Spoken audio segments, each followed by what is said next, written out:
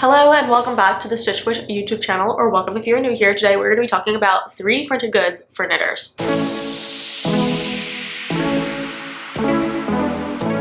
It has honestly been so interesting and so wonderful to have so many small problems in my life easily solved by a 3D printer. Now, obviously not everyone is going to have access to a 3D printer, but I did want to share some of the cool gadgets that I got from my partner. He recently purchased a 3D printer, and aside from all the other amazing practical things that we have gotten to improve our livelihoods with, knitting is one of those things where there are quite a few options on the 3D printed making sites, but not so many that it is impossible to test them. So I tested over 10 items and I'm here to review them. In no particular order, I'm going to show you what I have and what I think about it, and I'll show you guys the actual listing so that way you can see what it looks like in the Bamboo Makerspace app and also what we actually got and what I think of it. The very first items that I asked for were yarn ball spinners. Now these are things that I've seen a lot out in the quote-unquote real world, specifically at fiber markets. Anytime I go to a local yarn store, it seems like someone is always selling some version of a yarn spinner. Now, I don't think I need to explain this to you, but basically a ball of yarn goes on top here, and then as you're working on either crocheting or knitting your project, it spins and your yarn feeds through. Now for this kind of thing, it's really important that you use a outside pull instead of an inside pull. And I have two versions here. Both of these are full-size regular yarn spinners that come with no ball bearings required. So you're just 3D printing everything all the way through. So you're printing two different pieces. They kind of feed into each other and they don't break apart any further than that. I've seen other versions that are collapsible. I've never tried that, but so far I asked for two and I like both of them. This one is a really simple flower one. This one we printed exactly to spec, didn't make any changes. I will say that this works really well. However, if I were to give a couple notices of preference, one is I'm about to put sticky silicone feet at the bottom of this because I find that it's so smooth and lightweight, and it just kind of rattles around on the table, especially if I'm dealing with a larger 100-gram ball of yarn, which is to say any fresh ball of yarn is just, it's easy to move this thing around, especially if I'm pulling and yanking. The second thing is the top of this is flat, and so sometimes I do feel like it catches. Also, it makes that terrible sound, so I'm sorry about the misophonia there. But yeah, as you spin, not that it isn't smooth, it's definitely very smooth. It's very smooth. I don't think you need to print with ball bearings.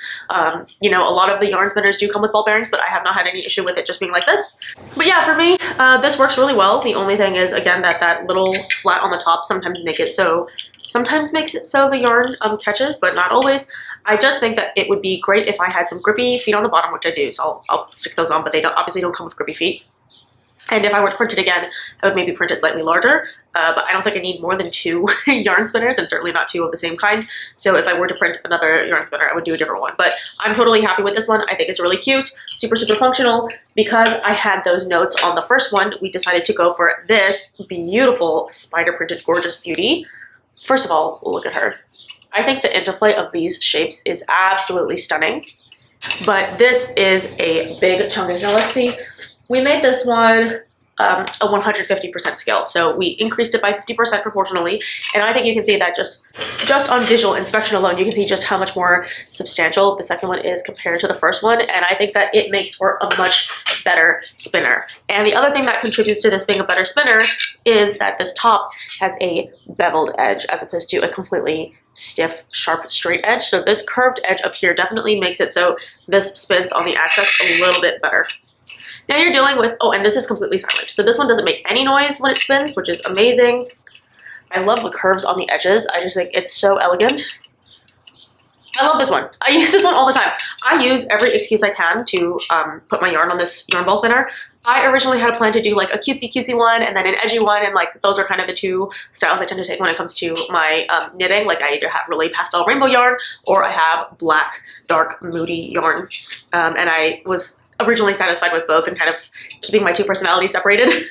My Enid and my Wednesday, so to speak. But yeah, I ended up wanting to put all of my yarn on this one just because the spin is so satisfying, and it just has a really nice heft. And when I say heft, I don't mean that it's heavy. It's definitely not heavy. If you have mobility issues, this would still be a really great print. Sometimes 3D printed stuff can feel a little bit insubstantial, and that is why sometimes you'll see people like weighting their projects down, or, you know, doing a whole bunch of stuff to artificially weight it a little bit. But I think this one came out absolutely perfectly. I have no notes. This one also extremely smooth. Like, all the edges are perfect. The layers are super, super thin.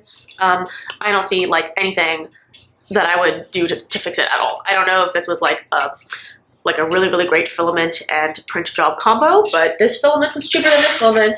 And, you know, this one is really smooth too. Like, I don't want to say that there was anything wrong with this one, but it just doesn't have the same, like, this one is juicy, and I love her. This one is by far probably maybe my favorite print. Okay, the next print I have is this portable yarn spinner. Now, this, of course, was not 3D printed. Like, the strap itself was not 3D printed, but the actual base was 3D printed. Now, if you're not familiar with these items, you put a ball of yarn on here, you put the little wristlet on your wrist, and then you walk around. And typically, I like this for crochet projects, especially starting a new little crochet project. Someone is doing construction literally right outside my house, I'm sorry. But yeah, you'll put your ball on here and then you'll crochet from it, and it hangs from here and the yarn loops all the way up, so that way you can carry your project, and this spins. Now, this project basically hinges on you obtaining a strap that has this 360 twisty thing, so it allows this thing to twist freely. Right, so I went out of my way to buy a floral crochet version that has like rainbow flowers on it, because I just thought that would be cute and it would work. I think when I went on Amazon to look for this, I Googled like swivel phone strap or like swivel keychain strap. I mean, there's a million and one things you could use this for. There's nothing in particular. You could probably make one. The only reason I didn't want to just, you know, you could just buy this swivel clip. You know, that would also work too. You can use it for like ID lanyard. You know, use your creativity when it comes to like searching on Amazon or wherever you're going to buy this. But yeah, it was mostly the piece thing itself. I went around asking some folks if they've had any experience with these, because I've never used one of these portable yarn spinners before, and as far as I know, this one was totally fine. But I got some information from Haley from Lock Knits. If you don't follow her already, please do. She's really cool, very sick, super kind. She has one, and she was like, the one that I purchased came in 2 pieces, and because it was a 2-piece issue, eventually it started falling apart and being like not that great. Now, I've only owned this for maybe a month, and I've only used it maybe 3 times total, and I obviously am not going to have the kind of wear and tear experience that one would you know, have in retrospect. But because this was a single piece, and you know, it's cute, it's very smooth, I don't think there's anything wrong with any of the joins or anything like that. Like, definitely looks the way it was advertised and definitely works the way it is advertised. So I have no issue with this.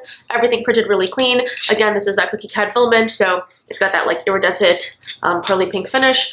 You know, lots of other brands do it also. It has a, well, I have a slightly translucent filament, so hopefully you can see there's like a little grid pattern that you can make out because of the way that the infill works. And I actually really like that effect, but you know, just not buyer beware, but when you're printing, you start to get a feel for what filaments have how much level of translucency. But I like this. I thought this was really handy. Also, personally, when I go outside and I see these like yarn spinners at festivals and markets, and you know, when you look at the laser cut, you know, folks who are selling the kits, they often sell for like $50 a piece, which is fine, but to me, that's a little bit steep. And considering I got this printed for like $3 of material, I'm really happy with my 3D printed one. I've always wanted to get one because I crochet a lot on the go. I'm crocheting in the car, I'm crocheting on the walk, yada, yada, yada. You guys know how it is, but I did not want to spend $50 on one of those yarn spinners, and I didn't really want to buy one on Amazon. So now I have my own, and I definitely think it is worth it. Okay, the next thing I have is this little fella. This is a tape measure organizer. Now, if you are like me, you've just like inherited tape measures from different corners of your life, maybe different hobbies or whatever, but for whatever reason, they're always such a pain in the ass to deal with. If you don't naturally have a retractable tape measure, this is going to be the way that you get them. And they come in these really annoying little loose things, and they just fall apart. You have to roll them up. When you roll them up, the inner kink is tighter and squishier than the outer kink because, you know, as you curl it around itself, it just gets frustrating and there's all these imprints on it. I didn't know there was a solution to this until I started looking, and apparently 3D printers are really fond of optimizing their tools. And I was really happy to find this. I think I have like 4 or 5 traditional flexible tape measuring rulers that are just like bestowed upon me somehow. I obviously have sewn in my life, but I don't think I purchased any of these tape measures. Usually they come from other people, they're gift with purchases, they come in bundles. Like I've definitely purchased like a knitting notions kit and it just comes with these, or you know, there's been a time that I got like a wig cap and it came with one. So I've obtained a lot of these and I will be asking for more of these little doodads, but it's really handy. So you have this little knob here, you have one little opening on the side, and it's just this self-contained, I mean, it's 2 pieces, but I don't want to unscrew this because it's, well, I'll show you. Anything for my internet friends. But yeah, there's this very, very small screw. So that lip is extremely tiny. And I was really surprised once we started 3D printing just how precise you can get all these different cuts. Like that is pretty finely finished, I have to say, for something that is printed at home for, again, like $2 worth of product. But yeah, so you twist, you grab a hold of your end, slide it out here, you can measure, and I use it, it automatically kind of like comes out, this inner piece rotates, and well, I wasn't supposed to do that, but I guess I can show you how it works. So there's a little locking mechanism, and you're gonna put your stiff metallic piece on the end there, and then you just roll her up like a little snail. All in all, this is an extremely popular style of product on the 3D printed market, and I thought maybe this is just one of those pieces of junk that everyone wants to print because it's fun and it's novel or whatever, but I actually really, really like this. Sure, it increases the bulk of your tape measure a tiny, tiny bit. First of all, there are skinnier ones, there are more minimalist versions. This was just the first one we found. And second of all, it certainly beats the like constant expansion and frustrating experience of your tape measure freaking exploding on you whenever, you know, you open up a box and you're like, oh, I want to move stuff around. The tape measure immediately expands to be whatever the size or shape of your container is, and I find that crazy. So this, definitely 10 out of 10. I want more of them. I want one for every single soft tape measure I have. Could not advocate for this enough. I think this is great. Okay, the next product I have is this yarn gauge. Okay, super simple. This was a testing, a 3D test as well as a knit item test. So first of all, the reason why I really like this was because it was made with AMS, which basically means you can print with 2 colors at the same time. It is a wraps per inch and a yarn gauge. So you can put the yarn up against your thing, or you can do the wraps per inch test. If you're not sure about the wraps per inch test, it's like an American craft council thing where you take a piece of yarn like so, and then you are going to wrap your yarn around this object. Okay, so we've got this wrapped. Let's see, 1, 2, 3, 4, 5, 6, 7, 8, 9. It's listed as between a medium and bulky weight, which feels correct to me because this, I mean, yarn is also, okay, so here's my thing with the yarn gauges. I feel like the wraps per inch test is never really a specific number. It's never like 1 wrap is this, 2 wraps is that, 3 wraps is, you know, the other category, finite numbers. It's always a range. And the other thing about yarn gauges is that it's kind of subjective. Like, yes, we have general ideas that this might be a bulky weight or it might be a worsted weight, but also depending on how you're knitting and depending on the knitting needle size itself and your tension and the project that you're working on and the material that it actually is, it just really is fairly versatile. Like, you can stretch things, you can compress things. So this did say right between medium bulky, which I would agree with. But also, like, this thing on the label says super bulky, and I've also knit this on a worsted weight gauge, and so it really is not that specific category. So as far as the wraps per inch thing goes, I like that there's a notch, so I can do the wraps per inch test. I don't like the yarn gauge test because it just, the ranges are so big. So for instance, for bulky weight, it says 6.5 to 9 millimeter needle. Hello? That is a huge range. Also, it goes from fine to light to medium, bulky to super bulky. And this was on me for when I requested printing this, but like generally, when I'm looking for a yarn gauge, I want something a little bit more specific than light to medium. I'm looking for cobweb, lace, fingering, sport, DK, worsted, Aran, bulky, super bulky, right? So most of the differentiation I want is in the lower half, because once you get past Aran weight, it's just going to be thick. It's going to be thick and it's going to be chunky. But this one, you know, I guess it was advertised as a crochet one where maybe it's not as common to crochet with smaller measurements. And so you have a more representation of the higher measurements here. And even though, yeah, I just feel like 6.5 to 9 millimeter is just like way too big a category. Or like, for instance, it says, fine, anything less than 4.5 millimeter. First of all, I think if you're dealing with a fingering weight yarn, you're definitely knitting on less than a 4.5 millimeter. And if you're crocheting with fingering weight yarn, you're also definitely using a less than a 4.5 millimeter hook. So I've never crocheted anything on a 4.5 while it was fingering weight yarn. I feel like you would end up with something extremely loosey-goosey. Maybe, you know, like a really loose shawl. But generally, I don't love the actual recommendations on here. So I think functionally having the thing to like wrap gives me a place to start. But it just feels like a very, very specific use case. And it's kind of sad because I think like the font and everything is really cute and it is made in a really nice, sturdy way. Like I like the build quality, I like the shape, I like that the letters are actually etched in and then colored as opposed to just being printed directly. I like that it has no weird edges. So it's a shame because I think whoever designed it has like really good 3D print design skills. Like technically, I really like the way this is built. I like this more than I like a lot of the ones that the local yarn stores will sell that are like laser cut printed with wood, and they just don't feel as nice. Like this one feels really polished. I would buy this for $10 in the store. However, I don't really like the actual designation they have on here, and that would be a mistake that I would easily make. I would easily see this sitting on a yarn counter and buy it and be like, oh yeah, for $7, like that seems really nice. The build quality is just like real sturdy, real solid. All the edges are beveled in a nice way. Like I like how it was designed. All the little details around like the recessed categories here and stuff. A+. The actual information on it, B-. So it's like middle of the road for me as far as print success goes. Next, I want to talk about something that is really fun, but I personally will probably never use, and that's because I'm not a sock knitter.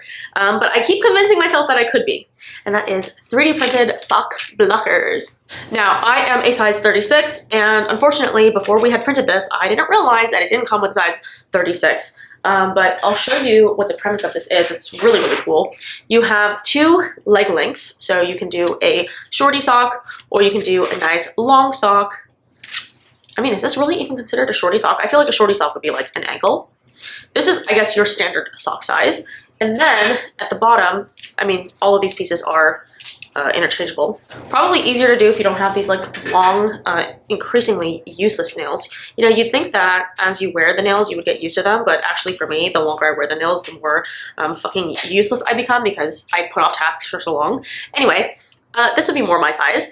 I thought these were so cute, and there were not that many sock blocking designs on Makerspace, which is confusing to me because I imagine that this is one of those things that is really annoying to buy commercially. I have seen Nitpick's sock blockers and they are so expensive and so freaking ugly. Like ugly and impractical. Like I don't want them anywhere near my house. But these I do like. I like that they have a little hanger. I think that's really cute.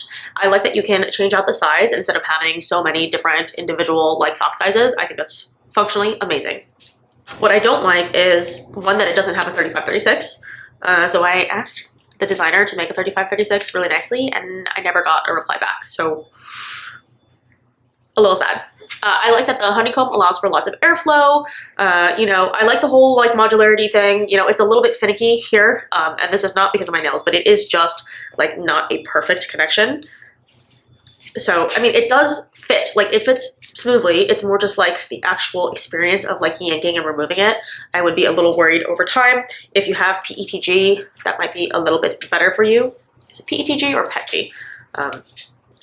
If you're a 3D printed person, correct me in the comments below. I'm no plastics expert, but yeah, if you have like a stronger material, I think it would make me a little bit less nervous. And you know, maybe one day I could find a sock blocker that goes down to a 36, but yeah, overall, I think this would be amazing. I'm not a sock knitter. I really want to be a sock knitter. I just have other things I want to make first. But when I do knit socks, I do think this will work really well. And I have seen enough sock blockers in my life to know that this will be perfectly fine and will suffice as a sock blocking mechanism. The only thing that I would think maybe would be cuter is if I could, I don't know, if you could do left and right pairs. Maybe you don't need left and right pairs. Do they usually come in pairs? I would print a second one if I were to really get into like the nitty gritty of sock making.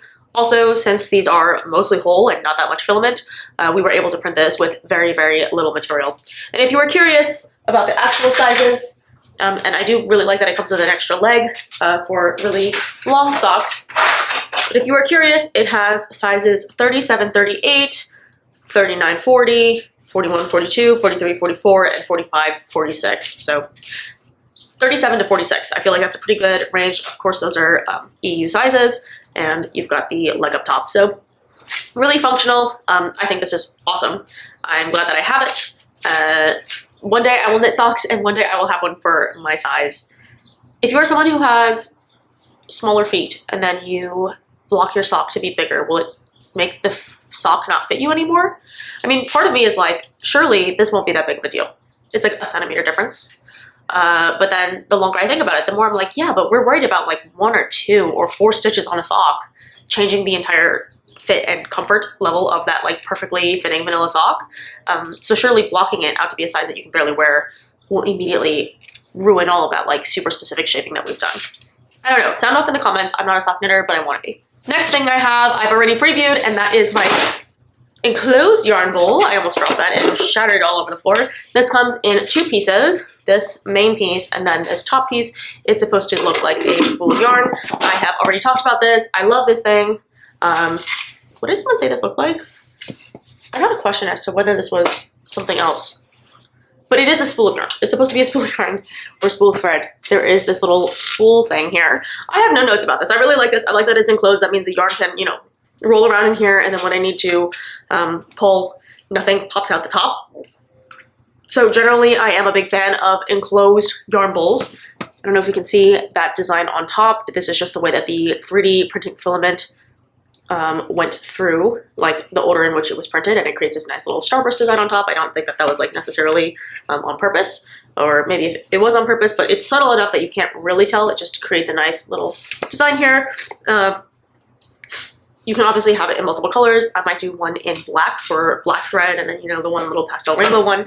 But yeah, what I'm learning is I'm a big fan, if I have a yarn bowl, of one having a lid, because it keeps the ball from jumping out.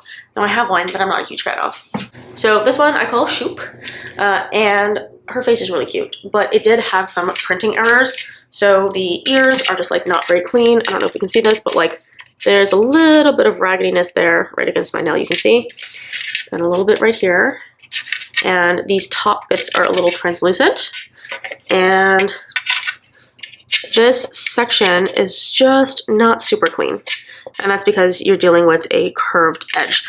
However, it's a yarn bowl. We made this a little bit bigger because someone else had made it big and it worked really well. But my thing is, I don't like the idea that the yarn is going to pop out the top while I'm knitting and crocheting.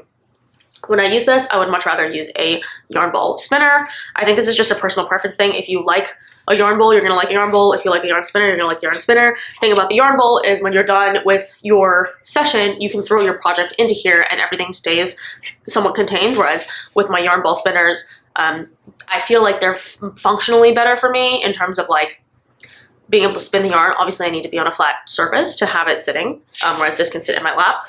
But when I'm done, there's no contained place for me to put stuff. So there's no like perfect solution besides a closed yarn bowl, which this patently is not.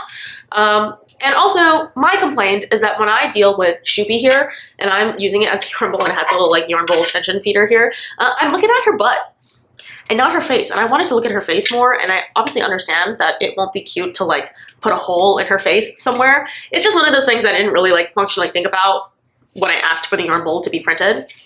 And because it's so big, it used a lot of material. I wanted to have her face be black and her paws be black, but for whatever reason, we weren't able to get the slicer to, you know, differentiate the colors. So I have this little yarn bowl. I don't really love it. I mean, it's definitely better than some of the yarn bowls I've seen. There's one store in my area that sells 3D printed yarn bowls for $40 a piece, and they're like in even worse shape than Shoopy here. I've seen ones that are like loose, poopy, scraggly bits, you know, the 3D printed filament all the way on top, like nothing has been buffed. The pieces are about to fall out, like it just looks a little jank. So compared to some of the worst products I've seen on the market, she's doing okay. But for me, functionally, I just don't think I love an open yarn bowl like this. And I don't know, like it's totally fine, it's cute, but I would like to give it away maybe to someone, if I know someone in my real life who like wants to take her off my hands. I don't like that it's so big. I don't like that there's no lid. And frankly, if it's those things, I would rather have a yarn spinner. So overall, I think the effect is fine.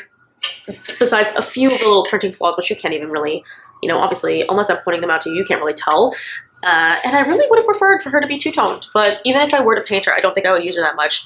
right now she's a planter. So right now I'm using her as a planter in my little greenhouse area. The last thing that I would like to review are these cute little stitch markers. They're just circular stitch markers. It's literally nothing to write home about, but it comes on a plate of like 25.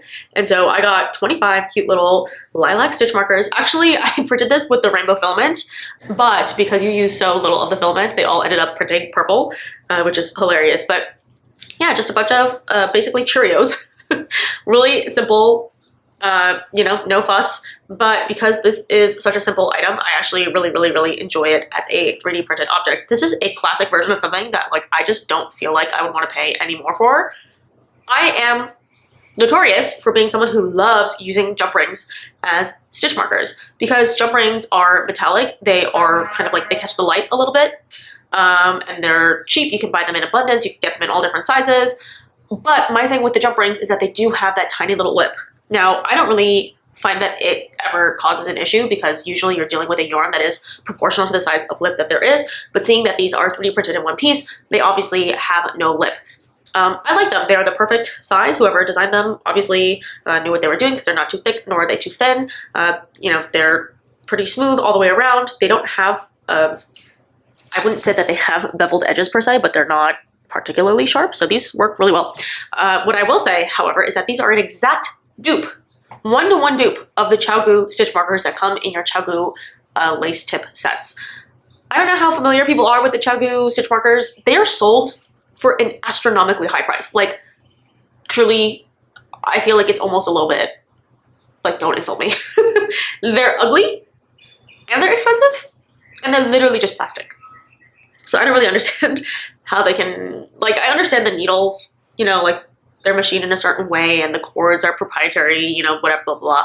Even then, I think people have an issue with ChiaoGoo being the price that they are. The stitch markers, absurd. Absurd that they're selling their OES stitch markers for the price that they are. These are an amazing dupe and you can make them in any color that you want. I obviously want a bunch in like black, but I do also think that that would not be very useful in terms of differentiating itself in my black knitting. But I will also say, because you can 3D print these and it costs like a gram, maybe 2 grams to print out like 30 of them, I will have more of these in my future. The only thing is, I like now am a person who has 1,000,001 stitch markers and I like don't really know what to do with so many of them. I don't think there's as many stitch markers as you would think. I prefer a closed stitch marker. I do have open ones for when I need open ones, and sometimes you need a spiral stitch marker, sometimes you need one that locks, sometimes you want one that opens but doesn't lock. There's lots of different variations on the 3D printing app and website, so, you know, I've only tested this one and I'm happy with this one because this is the kind that I use the most. This is also the shape that I use the most and the size that I use the most, so I'm totally happy and content with this. I give it a 10 out of 10. But, you know, there are clouds, there's cats, there's spirals, there's big ones, small ones, literally everything under the sun.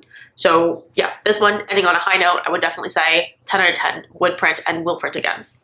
Okay, that is literally everything I have for you today. Hopefully this was a really fun little like new casual video. I normally wouldn't do this kind of thing, but I figured my partner was so kind as to print these for me and he was really excited for me to show them off on my YouTube channel. So everyone be nice to him and, you know, let me know if you want a part 2 to this. There are definitely more items that I would like to try. Some of them are dupes of like other items that you can buy commercially. So I know there's like a yarn gaiter to keep your color work separated.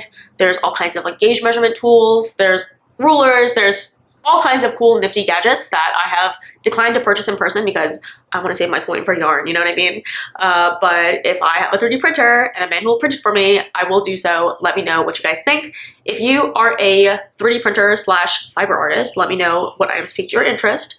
And yeah, just a fun little silly video. Hope this was entertaining. Let me know what you guys are working on and I will see you guys on the next one. Bye!